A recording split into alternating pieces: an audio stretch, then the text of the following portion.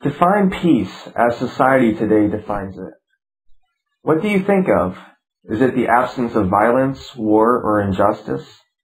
Is it the protection of nation-state borders?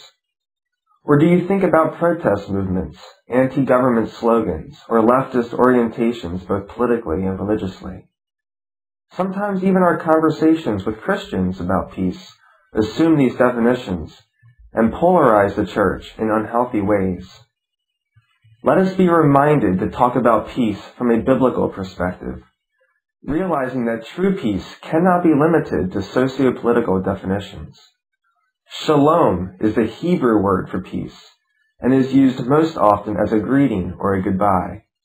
However, the word shalom is used in a variety of expressions and contexts in Hebrew speech and writing. Shalom is derived from the Hebrew root shalom, meaning to be safe or complete.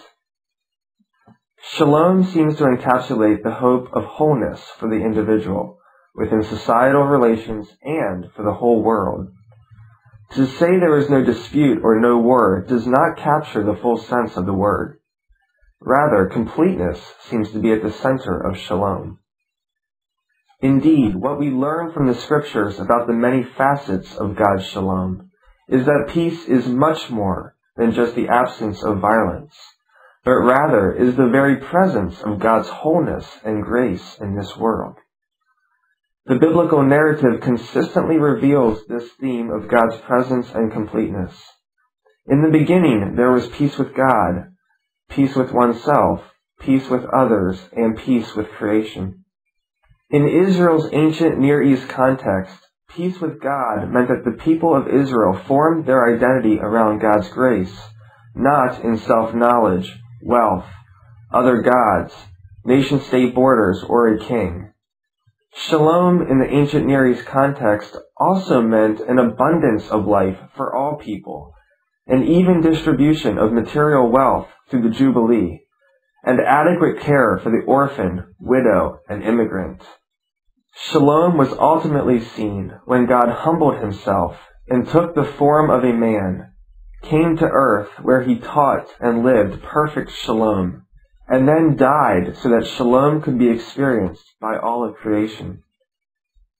Anabaptist Mennonites have developed a rich tradition of nonviolence and love toward all people, even our enemies, based on this understanding.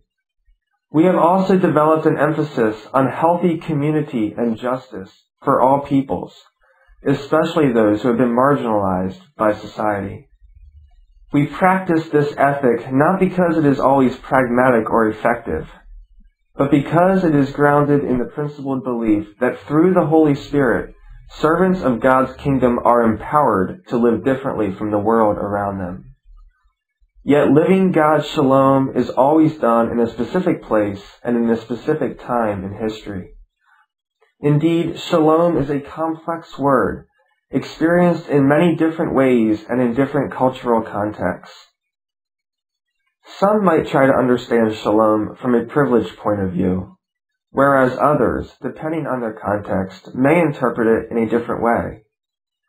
Thus, shalom is often understood within personal experience, which is, to be sure, a powerful and mysterious way that God reveals peace to humanity. Shalom is indeed experienced in families, between friends, in service opportunities, or in God's beautiful creation.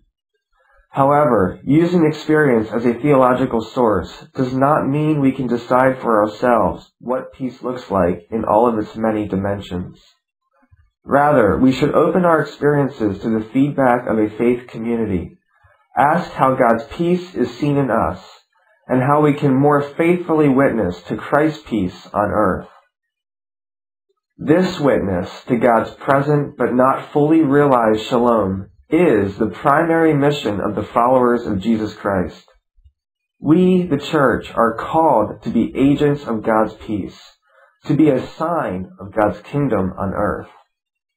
Yet if we are to walk faithfully in this call, we must realize that peace is so much more than simply right ethics or the absence of violence, understandings largely determined by the culture we live in. Rather, peace as shalom is something positive and life-giving that only God can supply and we can respond to. As shalom is revealed through the biblical narrative, tradition, or personal experience, it is better understood in relation to completeness, righteousness, and holistic wellness for all. It is peace with God, with oneself, with others, and indeed with all of creation.